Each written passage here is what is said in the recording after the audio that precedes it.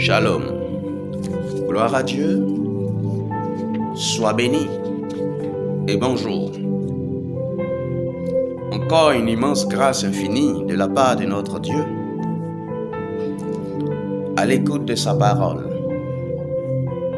Aujourd'hui, le message que nous allons traiter s'intitule La naissance spirituelle du royaume romain. Daniel, chapitre 7. La première année de Belshazzar, roi de Babylone, Daniel eut un songe et des visions se présentèrent à son esprit pendant qu'il était sur sa couche. Ensuite il écrivit le songe et raconta les principales choses. Daniel commença et dit : Je regardais pendant ma vision nocturne, et voici, les 4 vents des cieux firent irruption sur la grande mer. Et 4 grands animaux sortirent de la mer, différents les uns des autres. Le premier était semblable à un lion, et avait des ailes d'aigle. Je regardais, jusqu'au moment où ses ailes furent arrachées. Il fut enlevé de terre et mis debout sur ses pieds comme un homme, et un cœur d'homme lui fut donné. Et voici, un second animal était semblable à un ours, et se tenait sur un côté. Il avait 3 côtes dans la gueule entre les dents, et on lui disait : Lève-toi, mange beaucoup de chair. Après cela, je regardais, et voici, un autre était semblable à un léopard, et avait sur le dos 4 ailes comme un oiseau. Cet animal avait 4 têtes, et la domination lui fut donnée. Après cela, je regardais pendant mes visions nocturnes, et voici, il y avait un 4e animal, terrible, épouvantable et extraordinairement fort. Il avait de grandes dents de fer, il mangeait, brisait, et il foulait aux pieds ce qui restait. Il était différent de tous les animaux précédents, et il avait 10 cornes. Je considérais les cornes, et voici, une autre petite corne sortit du milieu d'elle. 3 des premières cornes furent arrachées devant cette corne. Et voici, elle avait des yeux comme des yeux d'homme, et une bouche qui parlait avec arrogance. Je regardais pendant que l'on plaçait des trônes, et l'ancien des jours s'assit. Son vêtement était blanc comme la neige, et les cheveux de sa tête étaient comme de la laine pure. Son trône était comme des flammes de feu, et les roues comme un feu ardent. Un fleuve de feu coulait et sortait de devant lui. 1000 milliers le servaient, et 10 000 millions se tenaient en sa présence. Les juges s'assirent, et les livres furent ouverts. Je regardais alors, à cause des paroles arrogantes que prononçait la corne. Et tandis que je regardais, l'animal fut tué, et son corps fut anéanti, livré au feu pour être brûlé. Les autres animaux furent dépouillés de leur puissance, mais une prolongation de vie leur fut accordée jusqu'à un certain temps.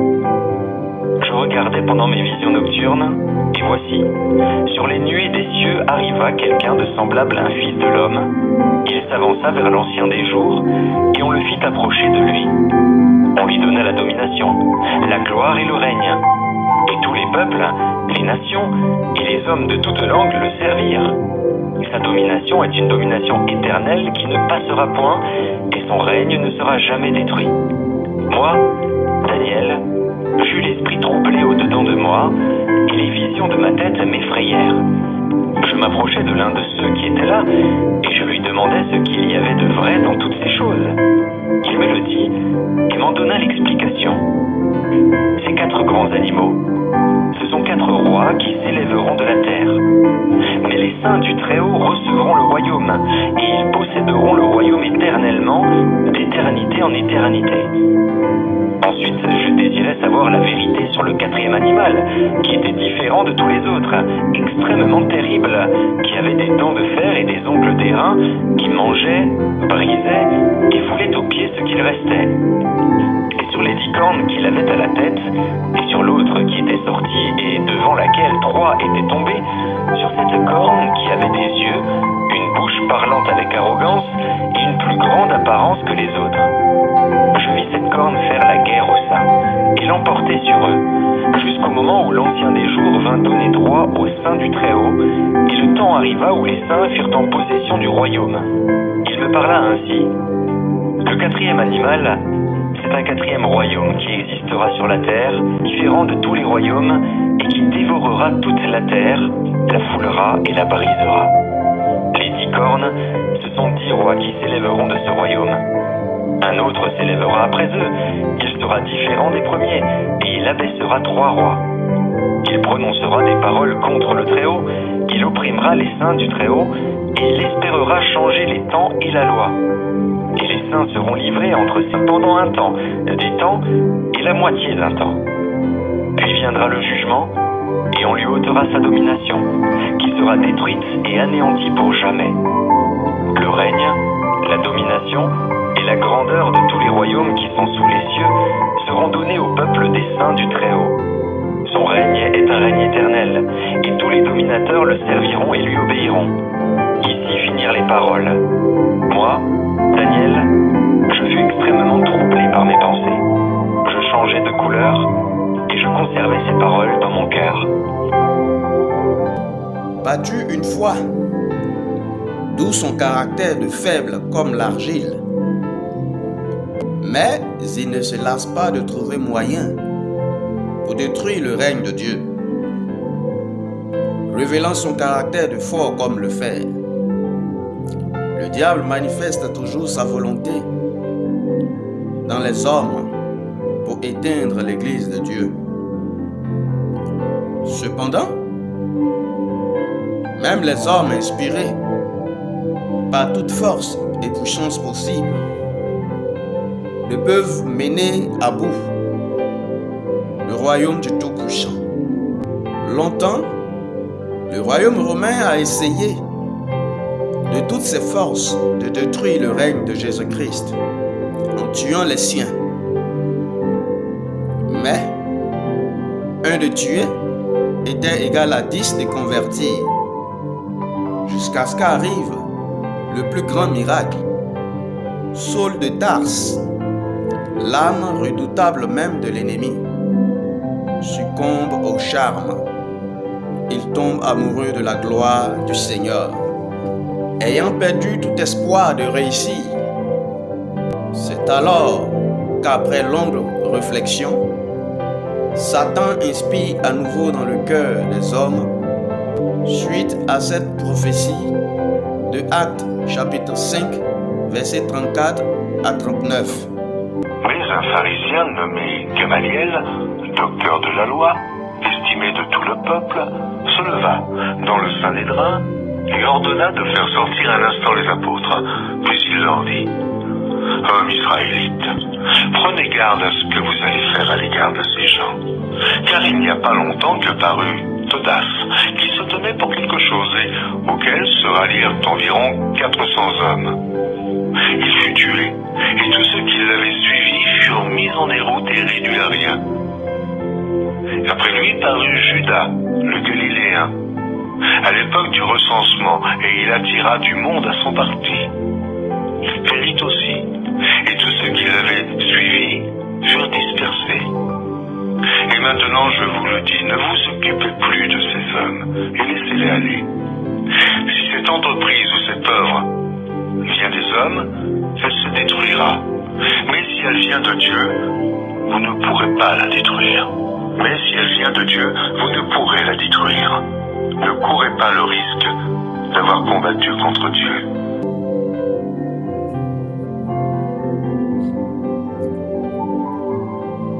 Si nous ne pouvons détruire le règne de Dieu physiquement, nous l'atteindrons spirituellement. D'où l'Empire romain accepte de se convertir au royaume du Seigneur, croyant d'apparence, mais pervers de l'intérieur, des tombeaux blanchis, ou encore des loups en vêtements de brebis, comme le dit le Seigneur, un moyen parfait d'atteindre leur objectif. La quatrième bête, Rome, devenue spirituelle, à la bouche remplie de ruses, de tromperies et de mensonges pour fourvoyer l'Église du Seigneur et régner sur elle, car ce n'est plus le véritable Dieu, l'Éternel Tout-Puissant, qui règne sur son peuple, mais l'Empire romain. Or, parlant de Rome, revient à dire Satan. Modifiant ainsi les temps et la loi.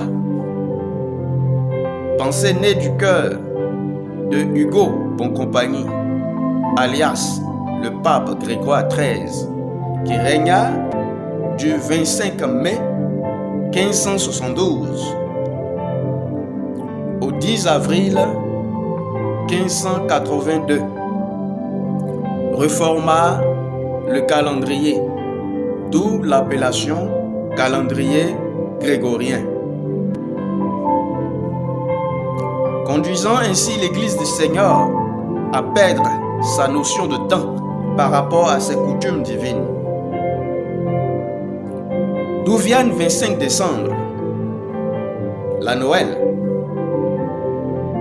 le réveillon de Noël, le réveillon de 31 décembre, le Nouvel An et la soi-disant Pâque incertaine. De la Bible?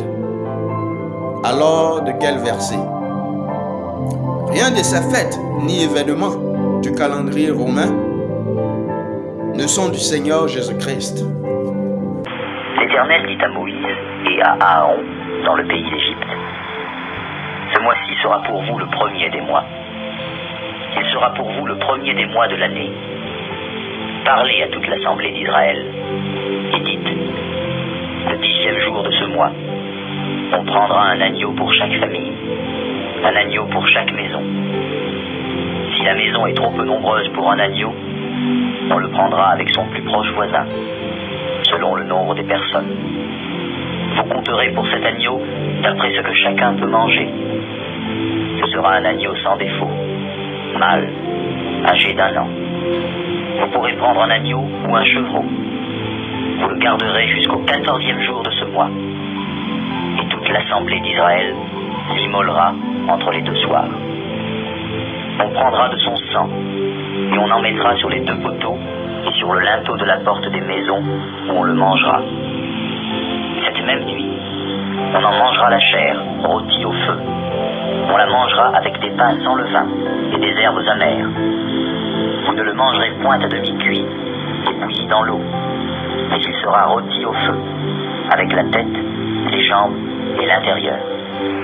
Vous n'en laisserez rien jusqu'au matin. Et s'il en reste quelque chose le matin, vous le brûlerez au feu. Quand vous le mangerez, vous aurez vos reins sains, vos souliers aux pieds et votre bâton à la main. Et vous le mangerez à la hâte. C'est la Pâque de l'Éternel. Exode 12, versets 1 à 11. Quand vous serez entrés dans le pays que l'Éternel vous donnera, selon sa promesse, vous observerez cet usage sacré. Et lorsque vos enfants vous diront: que signifie pour vous cet usage?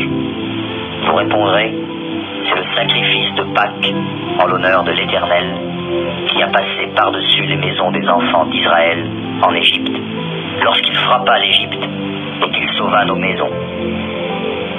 Le peuple s'inclina et se prosterna. Exode 12, versets 25 à 27.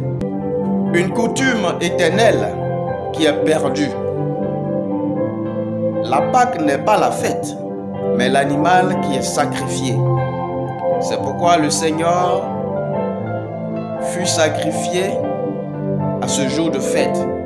Jésus-Christ, la Pâque, qui fut immolé pour la vie des siens. Et le sage a dit le 14e jour du mois des épis, mois qui représente pour l'Église de Dieu le premier mois de l'année, et de cela pour l'éternité. Ce mois ne correspond pas au mois de janvier du calendrier grégorien, mais au mois d'avril, même si nous remarquerons que c'est en ce mois que le monde fête sa Pâque. Ce n'est quand même pas conforme au jour donné par Dieu, car la Pâque romaine change à chaque année de date. Voilà bien le Dieu de l'incertitude, le diable. L'Éternel est le Dieu d'ordre, d'hiérarchie, de certitude et événementiel.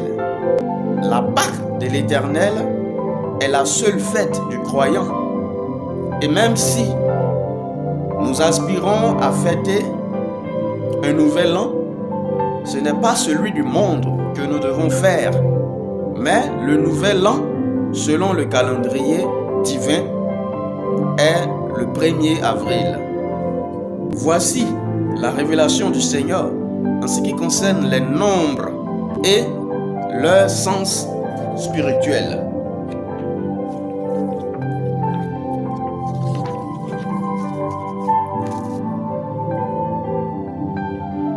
Nous verrons dans ce tableau,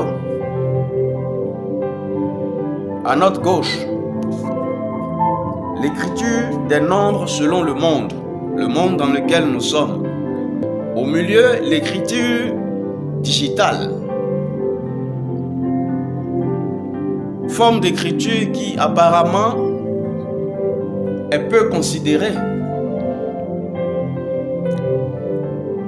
et que nous pourrions constater dans les montres numériques et aussi le feu tricolore.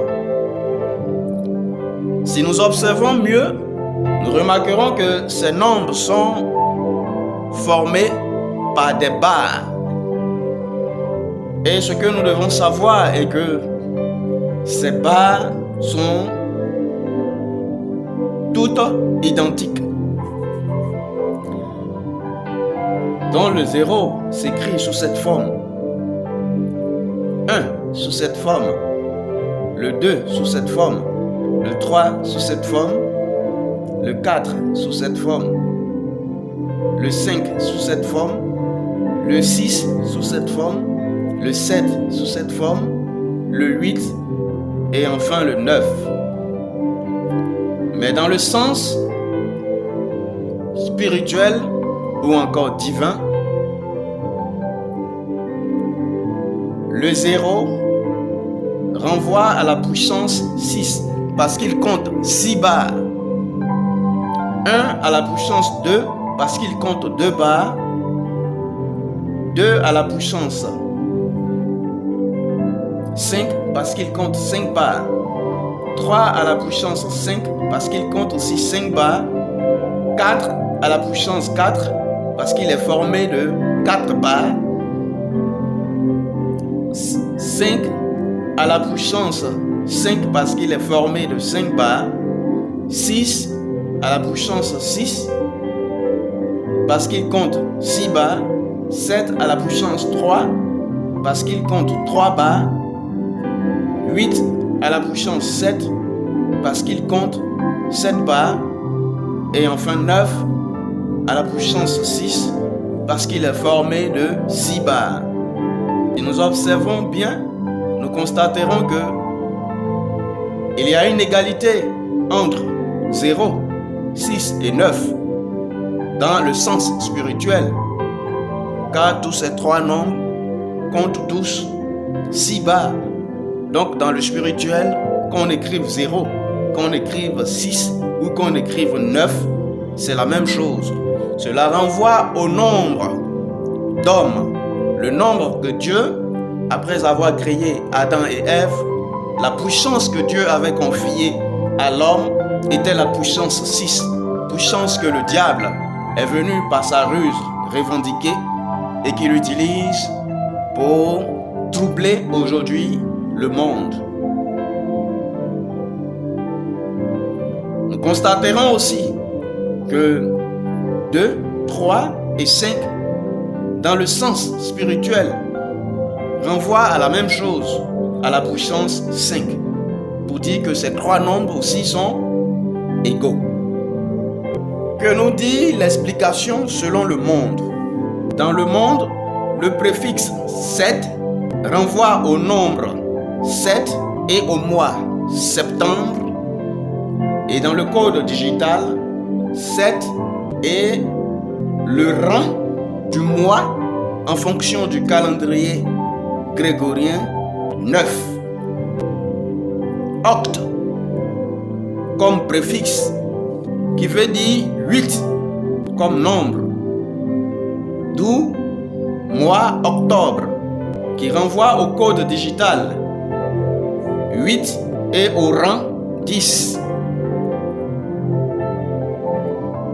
Nov qui veut dire 9. Novembre pour moi et 9 dans le code digital et pour rang 11. Dec comme préfixe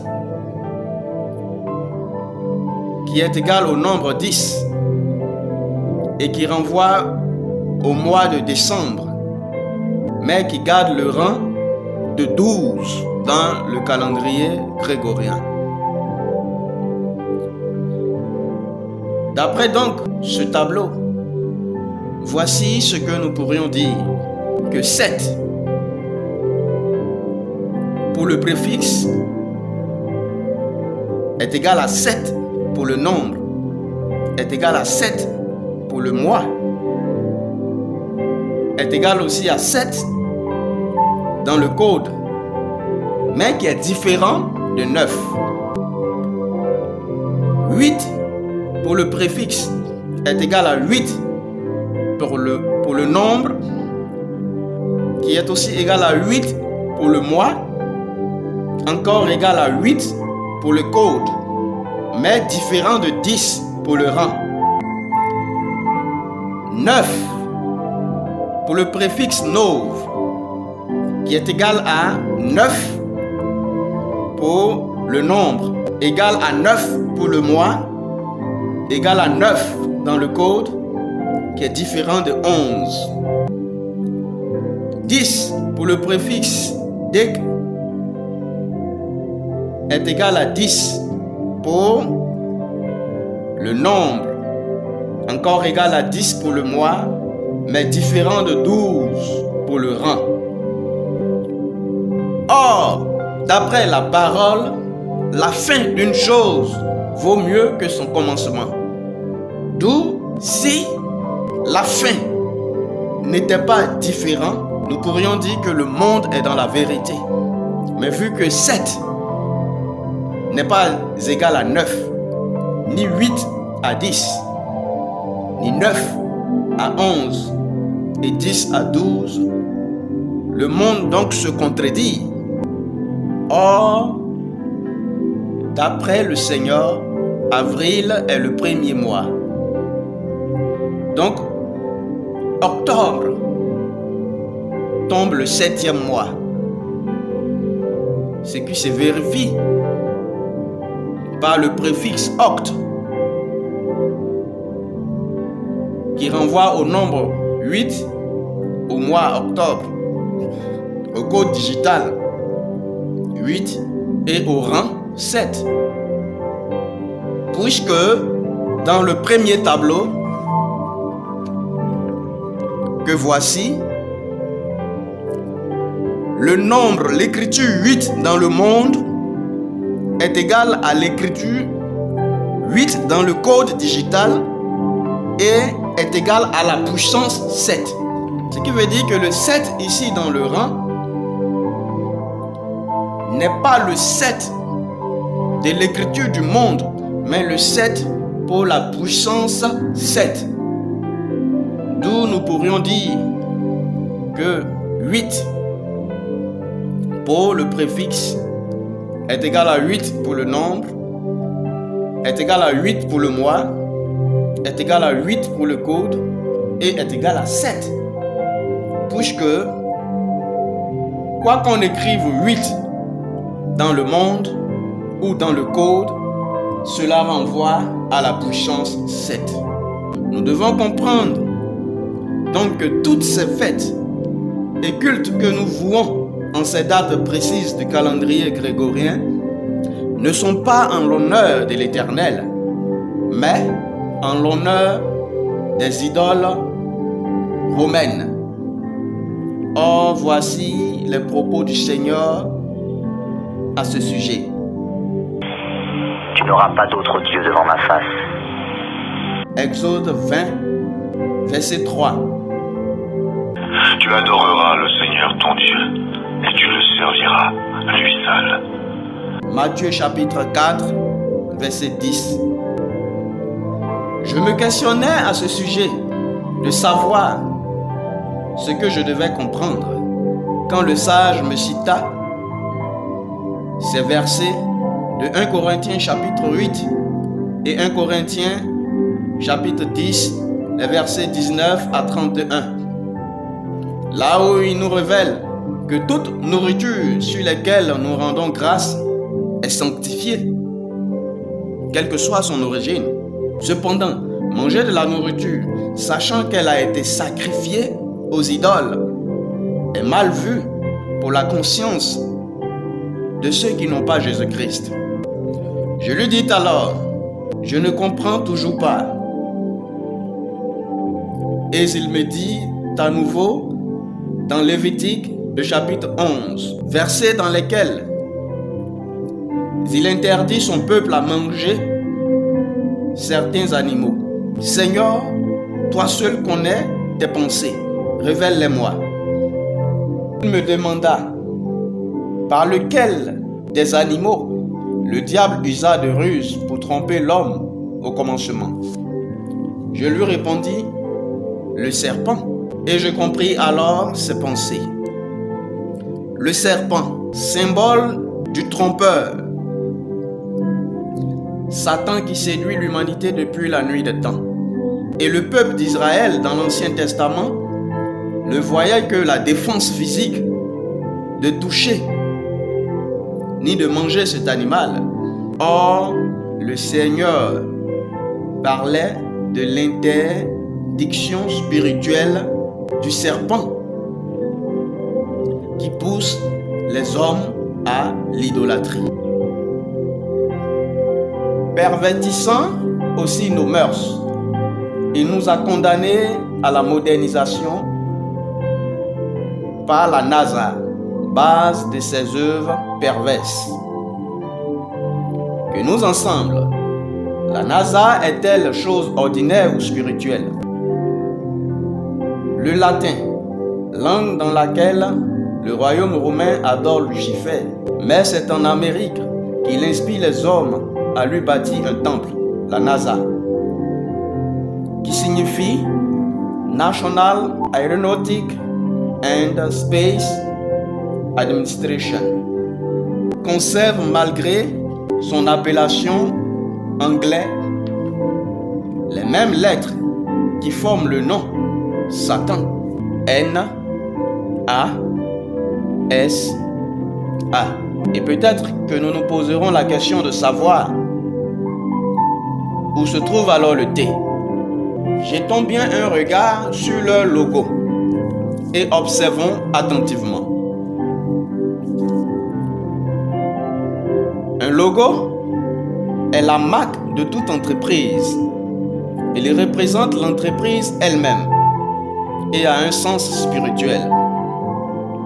Ne voyons-nous pas quelque chose comme une tache en rouge? C'est un design.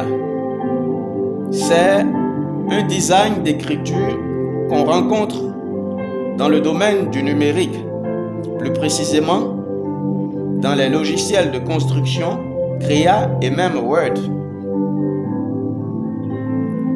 appelé typographie ou police.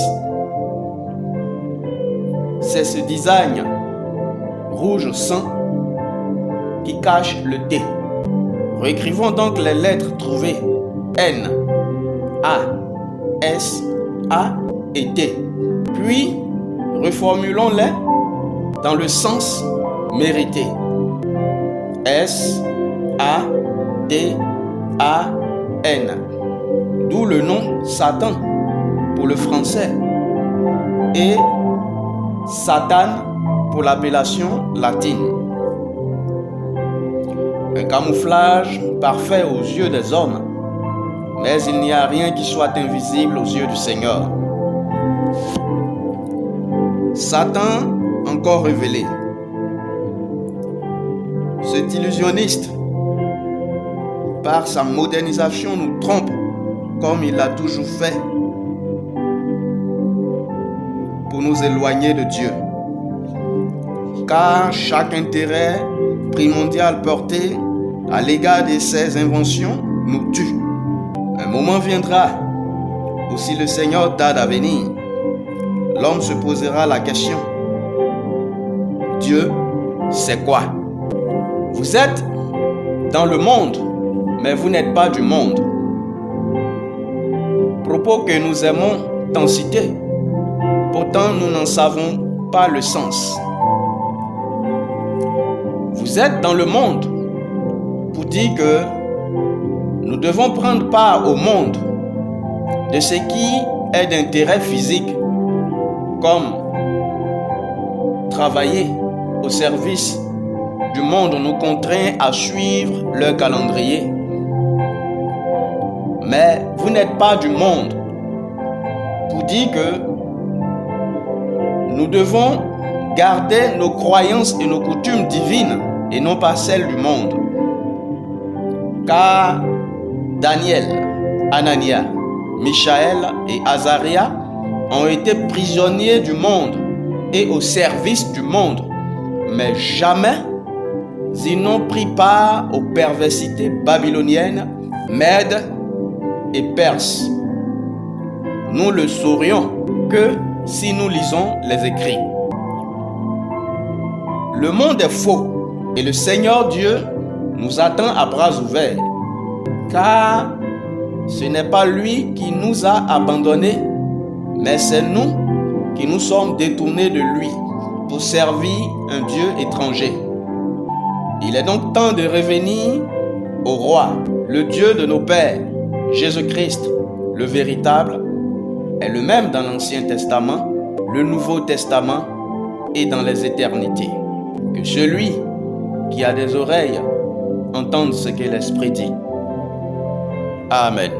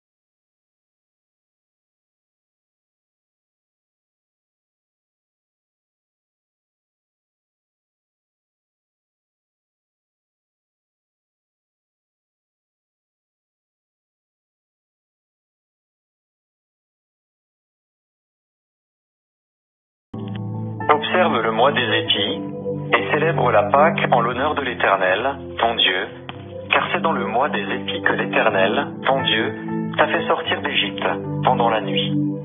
Tu sacrifieras la Pâque à l'Éternel, ton Dieu, tes victimes de menu et de gros bétail, dans le lieu que l'Éternel choisira pour y faire résider son nom. Deutéronome 16, versets 1 à 2.